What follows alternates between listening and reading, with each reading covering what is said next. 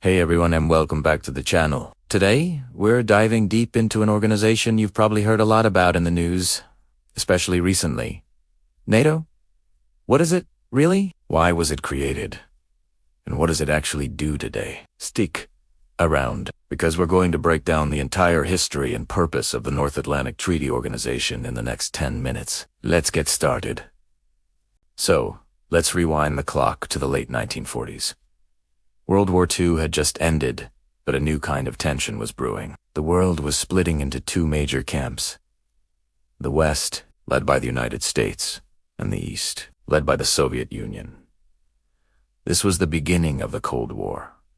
In this atmosphere of uncertainty and fear, several Western countries felt they needed a security guarantee. They were worried about potential aggression from the Soviet Union and wanted a way to protect each other. This shared concern led to the birth of NATO on April 4th, 1949. In Washington, D.C., the full name is the North Atlantic Treaty Organization. 12 countries originally signed the treaty: the United States, Canada, the United Kingdom, France, Italy, Belgium, the Netherlands, Luxembourg, Norway, Denmark, Iceland, and Portugal. Their goal was simple but powerful: collective defense. They agreed that if any one of them was attacked, it would be considered an attack on all of them. This is the famous Article 5 of the North Atlantic Treaty, and it's the cornerstone of the entire alliance. It's basically a promise.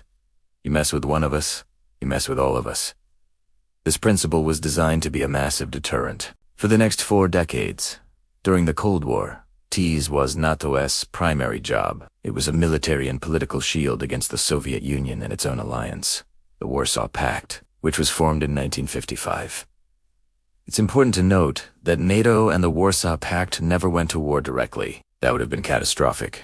Instead, it was a period of high-stakes military readiness. NATO conducted massive military exercises, stationed troops across Europe, and maintained a state of constant alert. The goal was to show the Soviet Union that any military action against a NATO member would be met with an overwhelming response. This balance of power, often called mutually assured destruction, kept a fragile peace in Europe for over 40 years. Then, in 1991, everything changed. The Soviet Union collapsed, the Warsaw Pact dissolved, and the Cold War was over. Suddenly, NATO's main adversary was gone. So, did that mean NATO was no longer needed?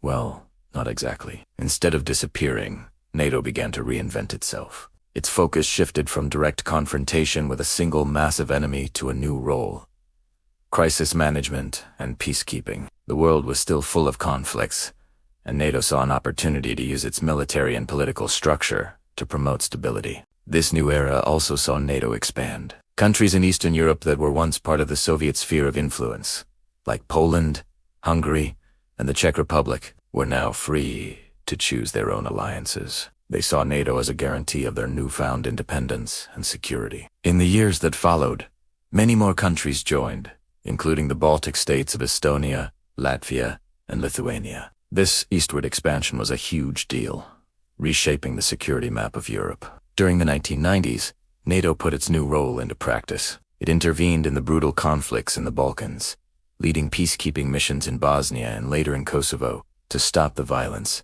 and help rebuild. These were NATO's first major real-world combat and peacekeeping operations. As we moved into the 21st century, the world faced a new set of threats. The September 11th attacks in 2001 were a major turning point. For the first and only time in its history, NATO invoked Article 5.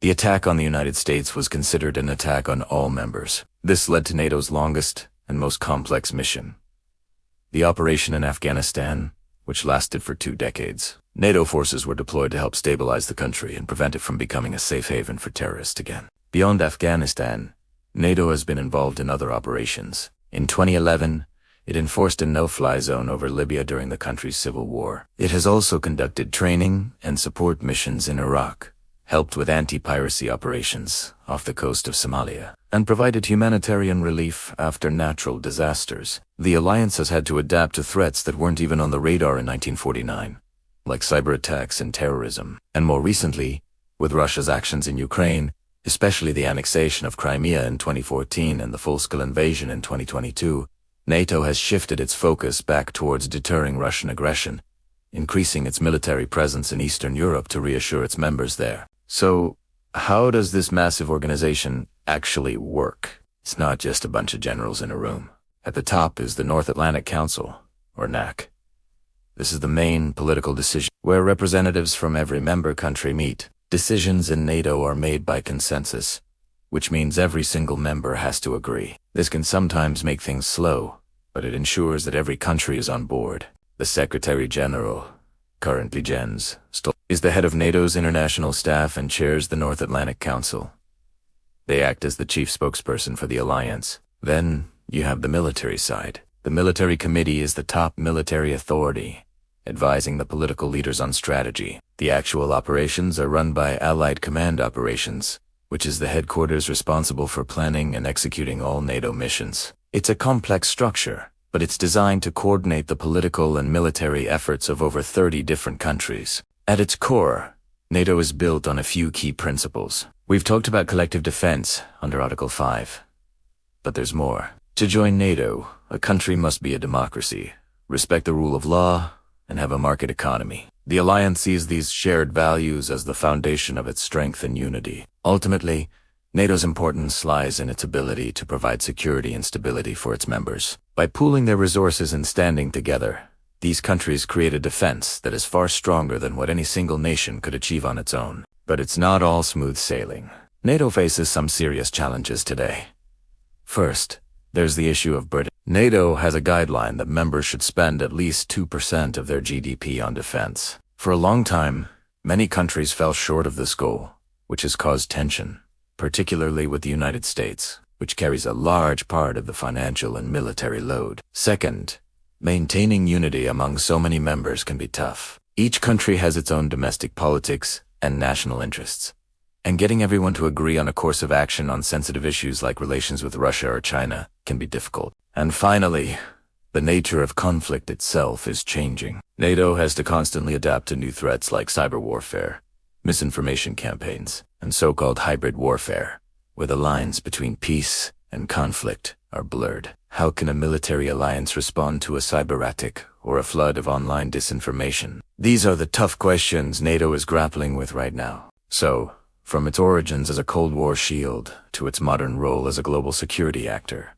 NATO has continuously evolved. It's a powerful, complex, and sometimes controversial alliance, but for over 70 years, it has been a central pillar of international security. Understanding NATO is key to understanding the world we live in today. Thanks so much for watching. If you found this video helpful, be sure to hit that like button and subscribe for more deep dives into important global topics. Let me know your thoughts in the comments below, and I'll see you in the next one.